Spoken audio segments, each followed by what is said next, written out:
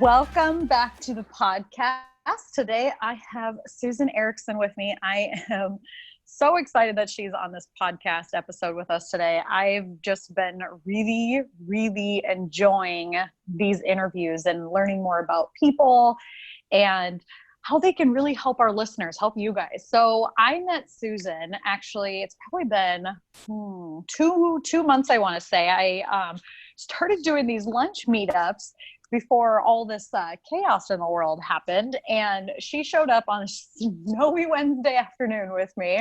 And we met at a little cafe in Sioux City. And we had a really great conversation. We got to meet the restaurant owner.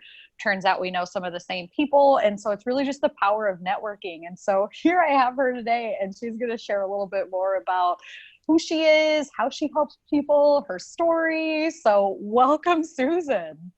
Well, thank you so much, Sasha. And yes, I just really enjoyed meeting you. I'm so excited to be here today.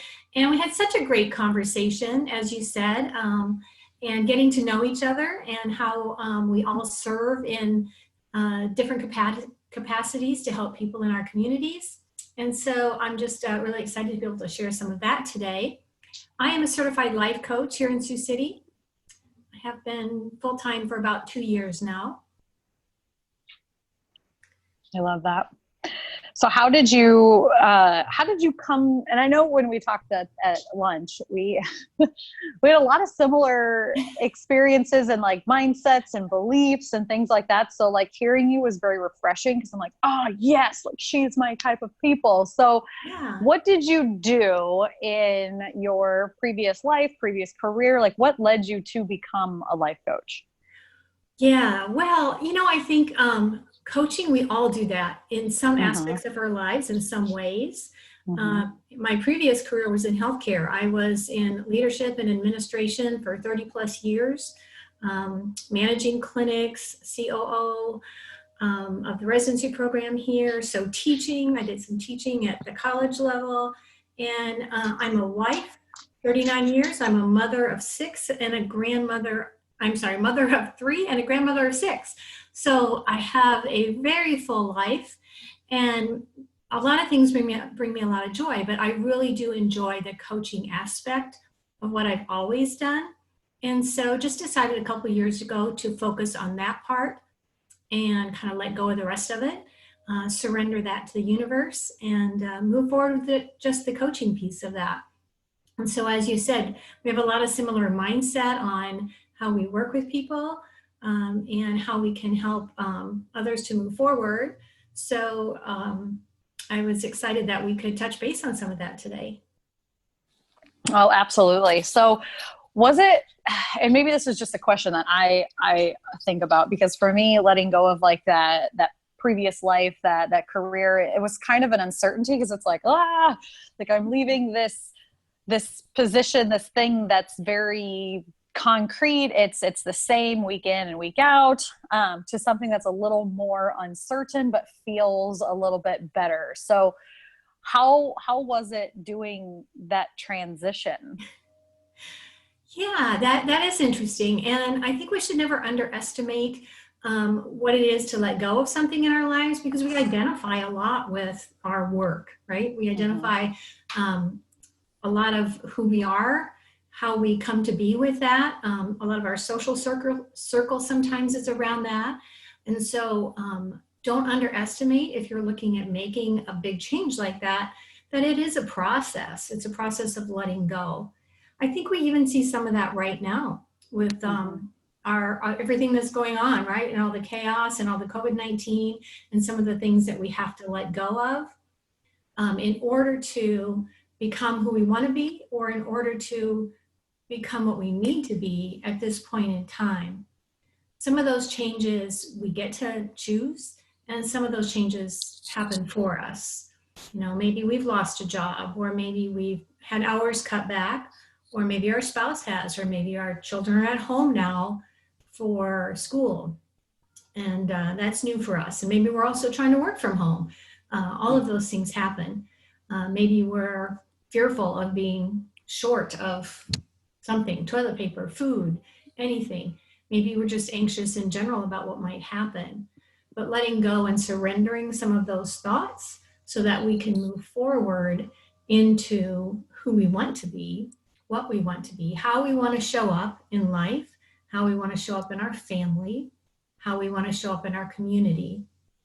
Those are the things that I think coaching, and what I in particular am excited about helping people move forward with. So helping people to see the opportunity versus what's holding us back.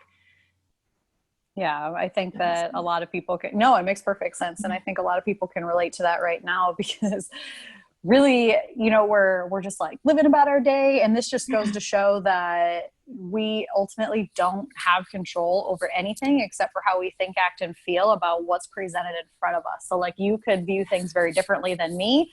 And ultimately we're experiencing the same pandemic, but very, very differently. There's some people who are putting a positive swing on this. There's other who are paralyzed by, fear or uncertainty, or they've lost their jobs and they're not sure how to handle these things. And so let's talk a little bit about how to control maybe focusing on what you can control and more of what's it like to let go. Like, I know it's easy just to say like, oh, let go. And some people like me, if you would have asked me to do that 5 or 10 years ago, I'd have been like, oh yeah, like I'll just figure it out. But there's a little bit more of a process to that letting go. So can we talk about that?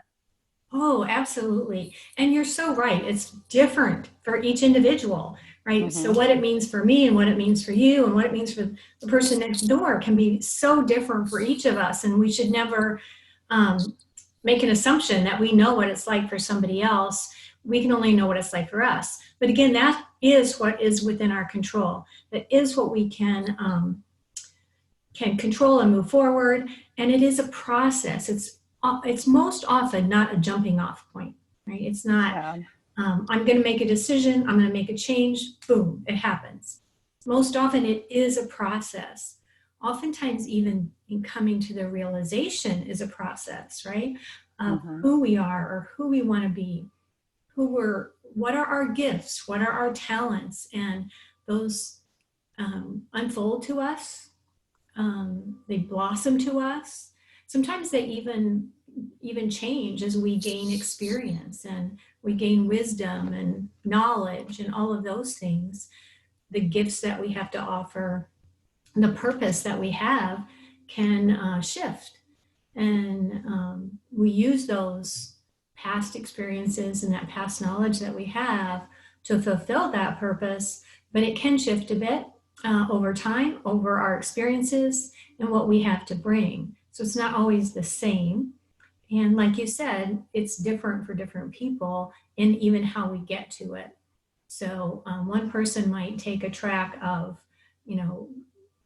knowledge and going to school, and one might take a track more of experience and traveling the world and getting different experiences in that way, trying out different things. So we all have different ways to get there. And it always is a process. It's a lifelong process. It doesn't stop. I believe in lifelong learning, and I don't believe it ever stops. And I guess starting over at ripe old age of 59 as a full-time life coach 2 years ago was my fulfillment of that. I think that's awesome. No, and it's true because there's one thing that works for somebody is not going to work for the next. So what I do personally, or what I tell people, and maybe you can share what you use with your clients when you work with them in terms of letting go. So when I'm talking to myself or when I'm talking to somebody else, I'm like, hey, okay, you're feeling an emotion right now. What emotion is that? Like, describe that to me. Like, where is it at in your body? And a lot of times, like, people will feel stress or tension or anxiety. They'll feel it in a certain area of their body. So for example, a lot of people feel anxiety in their chest, like it's a tightening of their chest. And so we can relate a lot to physical touch, physical symptoms.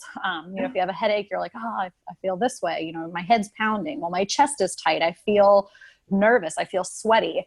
So how can you start to relax that part of the body? And so a lot of times for me, I tell people, focus on deep breathing, focus on your breath, and I know a lot of people are like, you're going to talk about meditation again, but I am, because really it's just like channeling that stuff inward and saying like, okay, I feel my chest getting tight right now. I feel like I'm being anxious. And instead of saying like, I am anxious, I am anxiety, I'm experiencing this right now. And so how can I relax that particular part of my body where I'm feeling this? So example, again, if you're feeling tightness in your chest, like maybe you drop your shoulders, maybe you take some deep breaths, maybe you go for a walk, maybe you just like count your breaths until you get to 50 or 100 or whatever it takes before you start to physically release that tension. And then you'll start to notice that like your mind is focusing on either counting or breathing or just something else. And that's kind of like a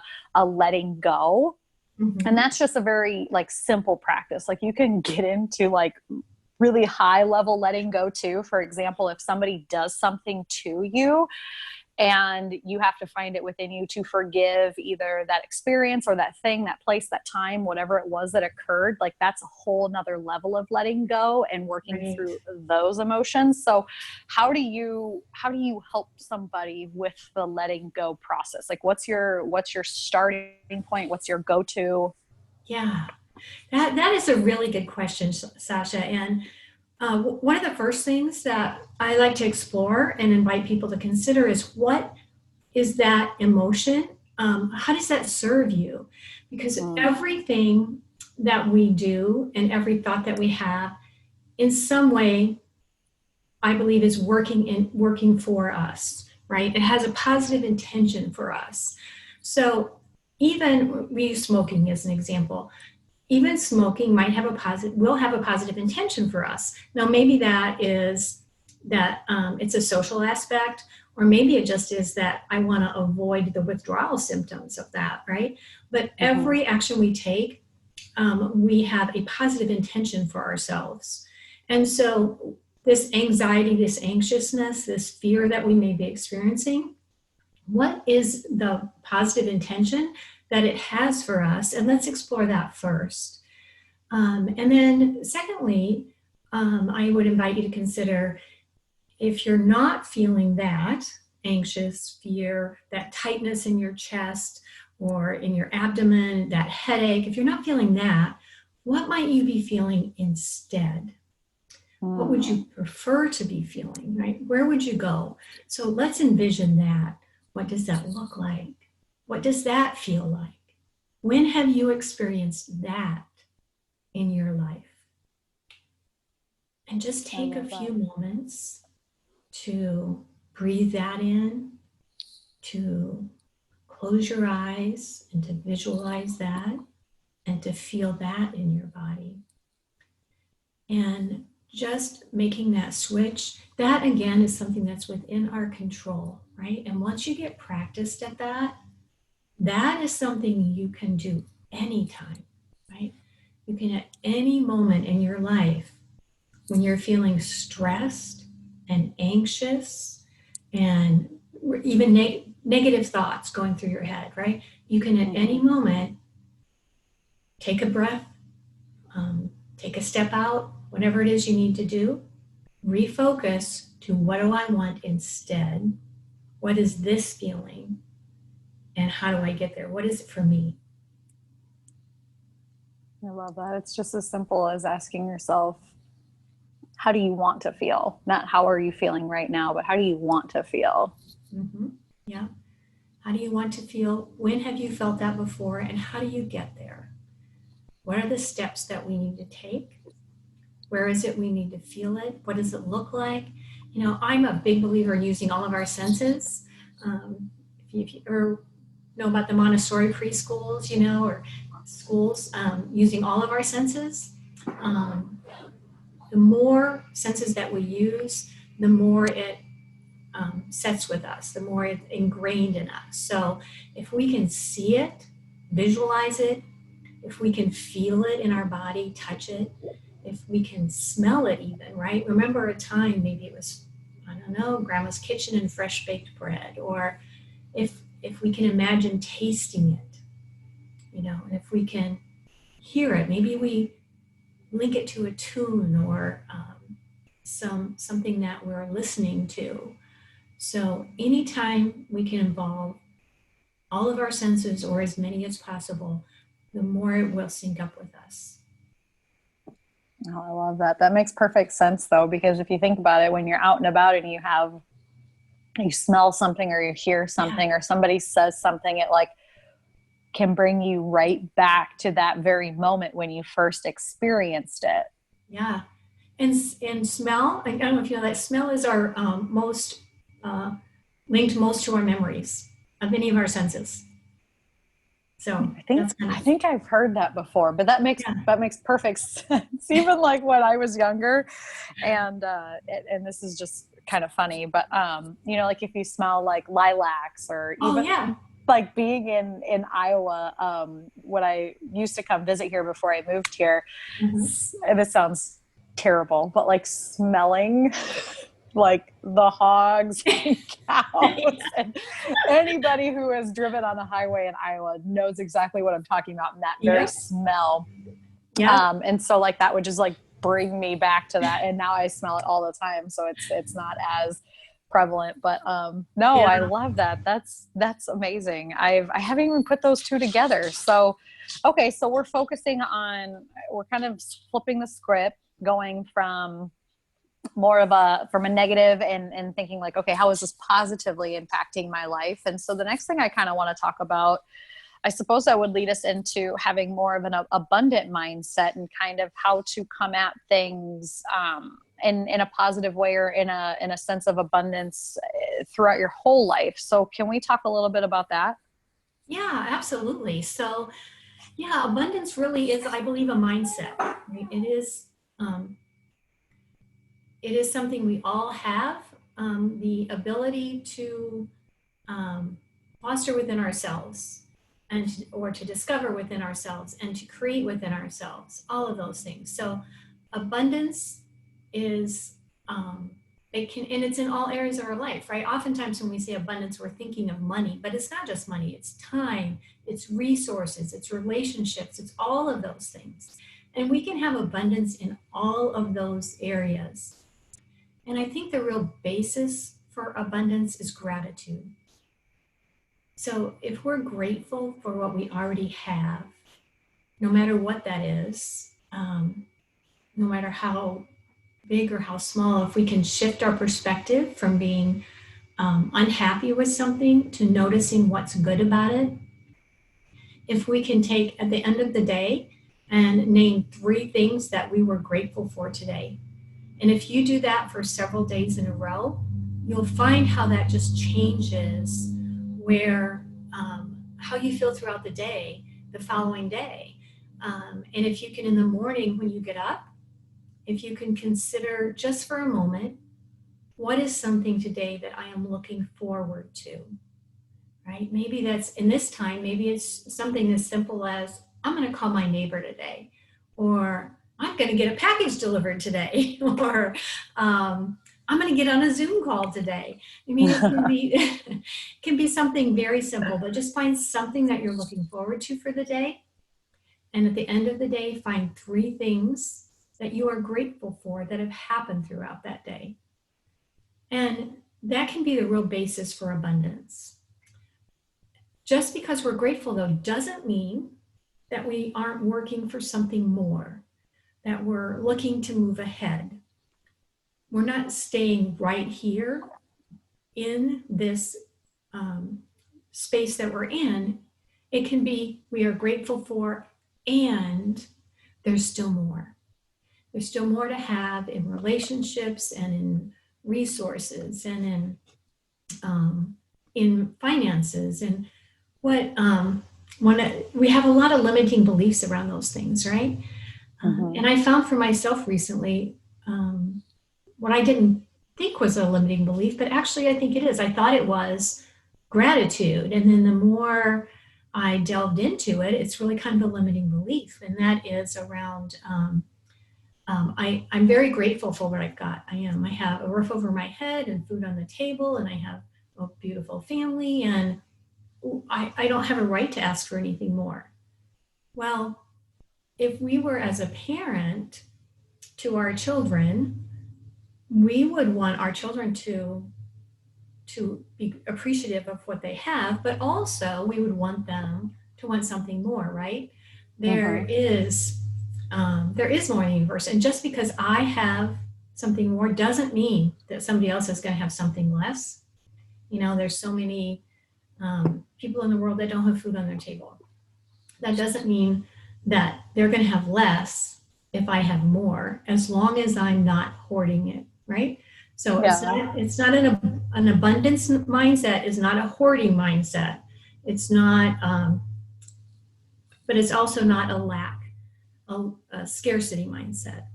So scarcity not only for myself but for others.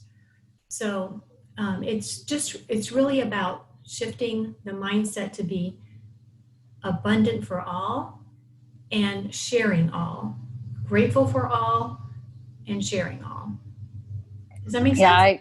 No, it makes perfect sense. And I even heard, there was a quote at one point where it's like, you can wish good health for yourself and good health for others. You can wish more money for yourself and you can wish more money for others. You can wish Yeah. prosperity and happiness and joy and all of these things for yourself, but you can also wish them for others. And so it's funny that you talk about, or it's interesting that you talk about, the abundance versus lack. And then it kind of brings it back to the law of attraction for me. And, you put more good out into the world and you get more good in return. Absolutely. You focus on abundance and you get more. And kind of like my mantra for 2020, which is kind of funny now with all that's going on, but it's the better it gets is the better it gets. And so while we're in this pandemic and we're experiencing certain things that are out of our control, that doesn't mean that you can't still feel abundant and feel gratitude for all that you have right now. And it's the same thing, like what you focus on, you get more of. So if you focus on the things that you're grateful for, you will get more of those things that you are grateful for in return, because it's like, oh, well, you're really grateful for this. Well, here, let me give you more of this thing if you're going to appreciate it, versus if you're like, oh, I never have enough. Everything always bad happens to me. And then it's like, well, if you put that out into the world, then obviously that's, what you ask for, you will receive. Right. And it goes to the power of our thought and simply focusing back on what you can control. So do you have any personal experiences that you could share? Not saying that like name any clients or anything like that, but any like client stories or your success stories on how this has impacted your life? Oh, yeah. Oh gosh. I mean, in so many ways. So, Tell us all the things. let's see. Well, I'll just share a story about myself, because yes, everything in coaching, like other things, is confidentiality is very important. And since I haven't really asked anybody about sharing that, there are some. I guess on my website there are some testimonials, so some of those might do that. But from my own life, so I went to India in January. And I might have shared this with you, Sasha, I'm not sure.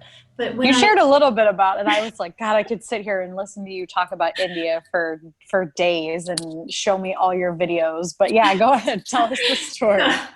Sorry about that. So I went and I spent 10 days at an ashram there, which was an eco-spiritual ashram, meaning that all faiths came together, which was Christian, Muslim, and Hindu came together around planting trees and educating children, particularly girls, because they're marginalized even more than little boys in India. However, so I knew this person on the ashram who was hosting this event, and so I'd had this plan for a while. And I get to the airport. My husband drops me off in Omaha at the airport. I get out, take my stuff with me. I have my visa and my passport, grab all my bags, sit in the airport, and go to get my billfold out for something to get a water. And lo and behold, there is no billfold. And I'm like, shoot, I know where it's at. It's under the seat, the passenger seat. in my vehicle, and my husband's already like 45 minutes back, right, towards home. But I call him up just in case. I said, I'm pretty sure this is where it's at. Will you take a look? And he does, and it's there. So I am going to India with my visa, my passport, and my phone, and absolutely no cash, nothing at all. Like, okay, how's this going to work out? Well, I had Apple Pay on my phone, so I can do the credit card while I'm in the airport. But you can imagine at the ashram, they don't really have those things, right? So they don't have a way for that to happen. So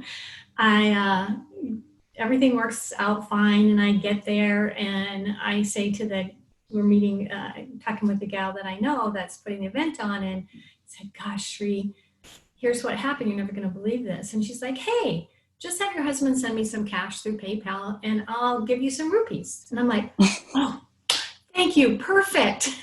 So again, it works out, right? However it needs to work out. I didn't have a lot of cash. I wasn't, able to buy a lot of things while I was there, but I had enough cash to get by, and it was okay. And I got there, and I got back, and I had a wonderful time. Had I been too focused or turned around and gone back, it would have not worked out. But sometimes you just got to trust things, and you have to go with it, and it will work out in your favor. I do love that, because sometimes you just have to say, all right, well, I'm just going to show up and just keep doing the next right thing. Like, how do I figure this out? Like, in this moment, because you're in it, you're committed. Like, what else are you going to do? Just do what's right in front of you, right? Just do what's in front of you. So I have to ask, what else was like some big things that happened while you were in India? Like, what was like your biggest, I don't know, aha moment, or what did you come out learning? Wow. There was so many aha moments when I was there. So I was there for a yoga workshop, and that so you learn the different, about karma yoga, the different mindsets about that. At the same time that was going on this ashram, 3 days of it, there was something going on called Utsava Ma, which is celebrating Mother Earth. And there were women from all over the world that were there for that. And Liz Gilbert was speaking one day. And so from ours got to sit in on her workshop, which if you ever get to hear her speak, it's amazing. Her workshops are just awesome. She's very authentic, so relatable, and just easy to get to know. And so that was sitting in with that. And by the way, I think she's going to be in Cedar Rapids this year for that's awesome, for Iowa Women Lead Change. I want to say, well, of course, if it all happens, right? Yeah. And then just the fact that it was all these other women there from all around the world. And again, when you say that, you might think, oh, and they were all ages, right? So they were from young college students up to my age and a little older. And yet everybody had value to offer, something to bring to the table. And from every country, from Australia to Germany to Japan, China, US, several all across the US. So when you look past all of those other things, nobody was in any way political or any way, promoting themselves at all. It was just all about how we could help each other. And it was just a really good experience. So, yeah. Are you ever going to go back?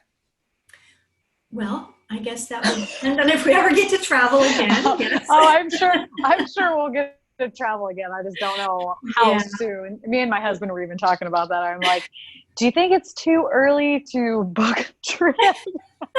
maybe I'll hold off a little bit more. But yeah. I mean, what would you say to people, to women specifically that are listening to this about, attending something like that, or even like a retreat or like a women's group, like what to look for in terms of doing those things? And I mean, do you recommend everybody do one, or do you have to be at like a certain place in your life? You know what? I think everyone can benefit from that. I think more and more, I am drawn towards women's groups. That's not to say, I mean, I spent my entire career in a medical field. And so, I mean, men, women, you're working with a lot of men too. So it's nothing against that. And that's not that something that they don't also have something to offer when you're at the table.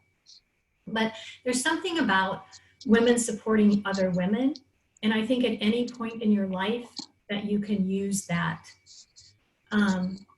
I don't know if you've ever read the book, The Red Tent, and that's about women coming together. Right? It's actually the story of Genesis from the perspective of Dinah, who is Jacob's only daughter.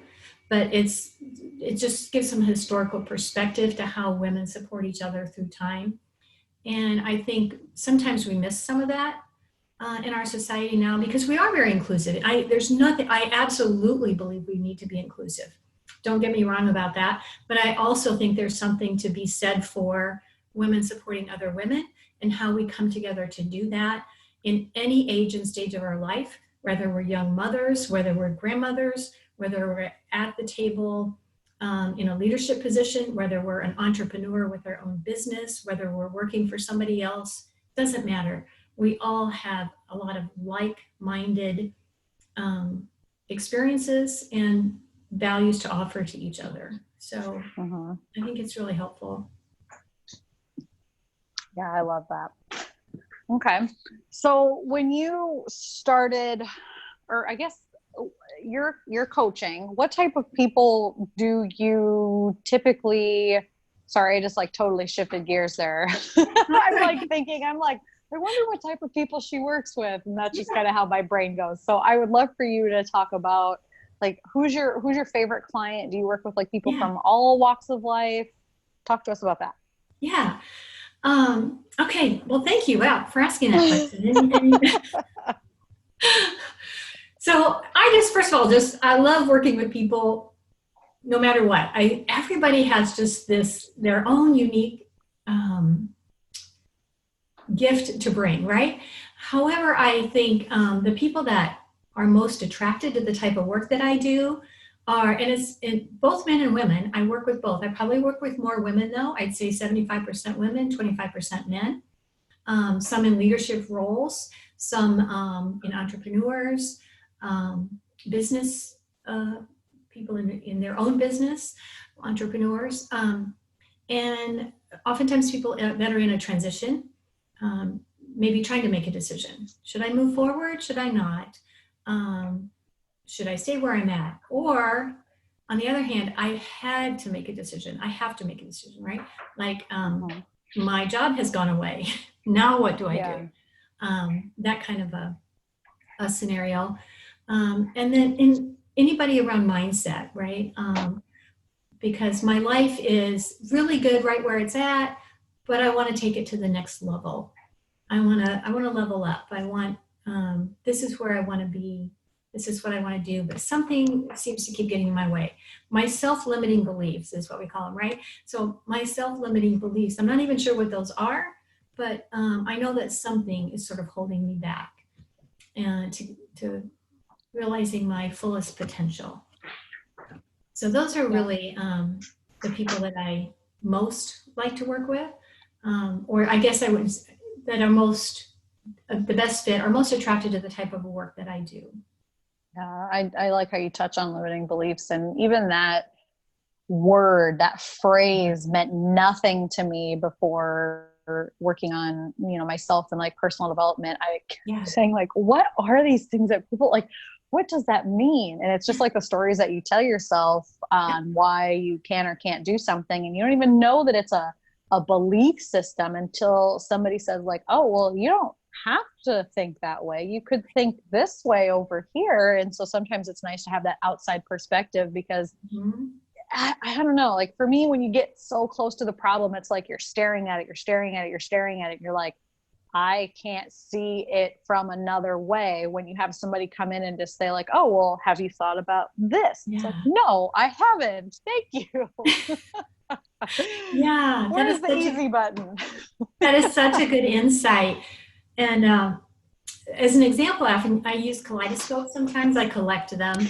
So when you look through a kaleidoscope, You can stand in one spot and you can turn the kaleidoscope, right? And you see all these different beautiful colors and shapes. And when you turn it, you can see something a little different.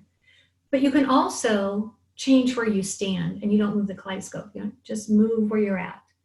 Just shift your position. And you also get a totally different picture, totally new colors. They're all beautiful, right? They're all gorgeous in their own right. Not one right or wrong. It's just different. So which one best suits you and which one best fits with where you want to be? I love that. So how do you help somebody work through what's best for them? Because I know for me, it's kind of like a gut feeling, or I tell people to, like, you know, how does that make you feel physically? Do you feel expanded or do you feel contracted? So how can you help people work through figuring out what is the next right step for them? Yeah.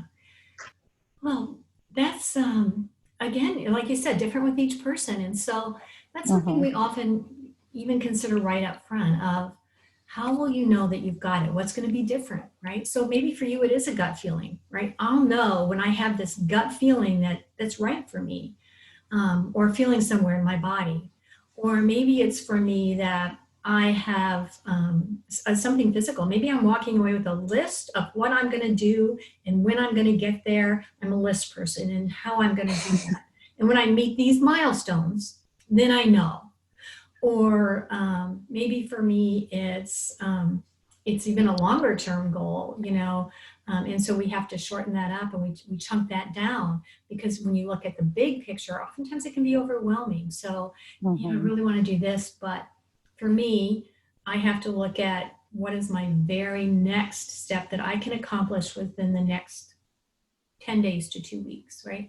Versus the next 5 years, which is just way too overwhelming. So it is very different for each person on what it's going to look like, how they're going to know.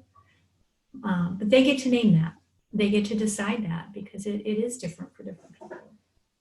Yeah, I like that. You just kind of give people permission to say, like, well, this works for you. It doesn't have to work for the next person. It's not a one size fits all process. Right. I do have another question, and this is something that I have experienced personally, and I'm wondering if you have too, and how you navigate this. So there is a line, sometimes it's a fine line, between counseling, therapy, and coaching.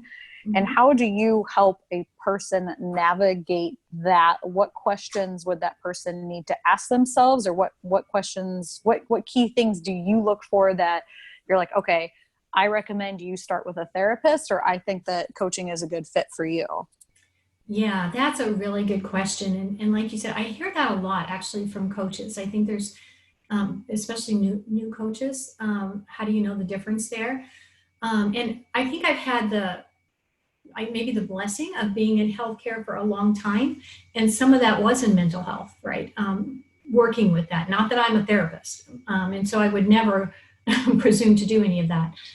Some of it actually is pretty easy. If somebody's really depressed, if they're the easiest way in my mind that I like to describe it to people is, if you're working on the past, if you're working on I was abused, or in any way, verbally or physically or anything like that. If I'm working on the past in any way, feelings of suicide or depression, or sometimes even the unworthiness feelings, if they're so deep and they're rooted in that, are more, that needs to be a therapist, and sometimes even a psychologist if there's medications involved. If you're somebody who's ready to move forward and look ahead, and I want to do the next steps, I just don't know what they are, and I just don't know how to get there, and I just can't figure things out, that's something for a coach to work with. And so while it's not always, just cut and dry, black and white, I'm always happy to talk with someone if they are having trouble trying to decide what's what. And actually, sometimes people work with both at the same time. They can be working on their past things and still get to a point that they say, I'm ready to move forward. And that doesn't mean that they're going to quit working on whatever some past issues were, but maybe in certain areas of their life, they are just absolutely ready to move forward and be unstuck. And so then they might be ready to work with a coach. And so they can actually do both simultaneously, or if they're not quite sure, I am absolutely willing to talk to them. And I have a list of therapists and counselors that I can refer them to as well. I love that. Yeah, I know that I worked with both. Well, I started with several years of therapy, even though I didn't, I was kind of a rebel and I was like, I don't need therapy, even though I still would show up. I'm like, why am I here? Like, you need it, but it was that whole acceptance thing that I was like really struggling with. I'm like, oh, but even like now, I mean, I wouldn't say that I see a therapist or a counselor on a regular basis, but I do have one in my back pocket when I feel that certain way that I'm like, oh, we need to work through this. And I love how you're like, yep. Cause I feel that way too. Like a lot of like the therapy and the counseling, is kind of like working through past things. Like, why did this happen to me? Was it in my control? Was it out of my control? How do I deal with these emotions? How is that affecting me, who I am as a person today? And how can I, just kind of like surrender, release, let go, feel those feelings. And sometimes there is medication that, sometimes it's just a chemical imbalance, and that's okay too. You wouldn't ever shame a diabetic for taking insulin. You would never shame somebody for taking whatever they need to stay alive. And so I feel like therapy sometimes can get this like bad reputation, but it's there, it's a tool. And I 100% think that people need to utilize it if they feel not healthy in a mental capacity. But like, so for me personally, I would work with like a therapist for like family issues, right? And then for coaching, I'm like, well, I really want to take my health to the next level. I really want to take my business to the next level. I really want to take this part of my life to the next level, because I don't feel like I'm stuck in the past there. I feel like I'm ready for the next step. So yes, you can work in certain areas of your life to kind of bring you up to a place of being content and present in that situation. But then you can also work on other areas where you're like, okay, what's next? Right. And even having support in multiple areas. Like, I know that I have like, they say that you should have, a support team. Absolutely. And I did not believe that. Like 10 years ago, I'd have been like, no, like I'll do it myself. I'll figure it out. But now I'm like, somebody please help me. Yeah. And I think as women, we often do that, right? No, oh, I got it. It's okay. Don't worry. I got it. I'll take care of it. Right. And we do that so often that we don't develop our team and our support system. And then if something really big happens, we don't have that there for us because we're always so busy making sure that we can do it and that it's already taken care of, right? So that's where, when we talked about earlier, having the group of women that come together, I see so much advantage for that for different reasons, not just from a business standpoint, but also from a personal and relationship standpoint and how that builds people up. And so I think it's been really helpful to see that. And I also didn't recognize that early on in my life, but have come to recognize and appreciate that more as life experiences have happened. So. Oh, absolutely. Yeah. I don't think I was in a place to accept that. I was, and I think a lot of women are too, where they're like, oh, I have to do this myself. If I don't do it this way, it's not going to get done right. Or I can't rely on this person, or I can't rely on that person. And those just come back to what we talked about earlier. Those are limiting beliefs. Those are stories that you're telling yourself, and back to the letting go and the surrendering. Like, you can have support. You just have to ask for it, and you have to be willing to accept the help that is given to you without trying to control an external outcome or how that support shows up. So I know I always tell people, like, try to have 3 to 5 people in your back pocket. Just start building your support team. That can look like accountability partners. That can look like coaches. That can look like therapists. That can look like doctors. That can look like friends or family. Just somebody who you can go to that's going to be there for you. Maybe even call you out on your BS, or just like be there to guide you or to help you in whatever area you need help in. So that if something does happen, like you said, if something big happens, you're not like panic mode, who do I go to? You already know exactly who you're going to go to and kind of how they're going to help you work through it. I think that's so important what you just said too, about having people that are going to call you out on your bullshit, as well as having those people that are going to be cheerleaders. And you know who to go to when, right? So yes. You know who to go to when you say, hey, I just want you to listen, right? And cheer me up a little bit. And then you go to somebody and say, the other person who's maybe your bullshit call outer and say, hey, this is what happened. And am I seeing this right or whatever? Or you're just complaining and they're going to say, hey, you know what? Knock it off, get up and go do it, whatever, because we all need that. And we all do both of those things, right? We all just get down on ourselves and need a little cheering up. And we also bullshit ourselves and say, hey, screw it. I just need to get up and go do it. Quit feeling sorry for myself. Exactly. And it's so funny, is you're so right. You know exactly who to go to. You're like, oh, I just want to pick me up. I'm going to talk to this person. Or if you're like, oh my God, I'm so stuck. Am I just like blocking my own success? Like, am I just like whatever? And then you go to the next person and they're like, stop doing this. And you're like, oh, I knew it. Yeah. Oh, that's beautiful. Okay. So before we start to wrap this up, can you tell me, like, what's your biggest takeaway? What do you want to leave listeners with today? Oh, wow.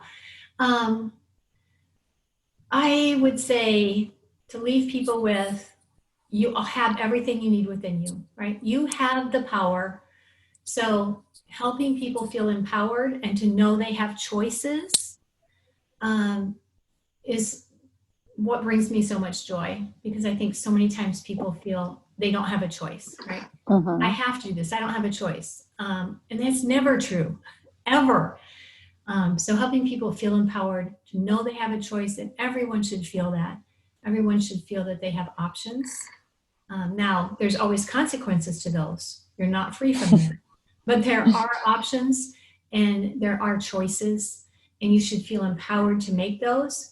And then whatever decision that is, that you're empowered to live with that and okay with it. I love that. So how can people find you? How can they learn more about you and your coaching? So I'm on Facebook. I have a webpage. It's all under, keep it simple, Susan Erickson Coaching. SusanEricksonCoaching.com is my webpage. I'm on Instagram, Alignable, Twitter, all of those, social media platforms.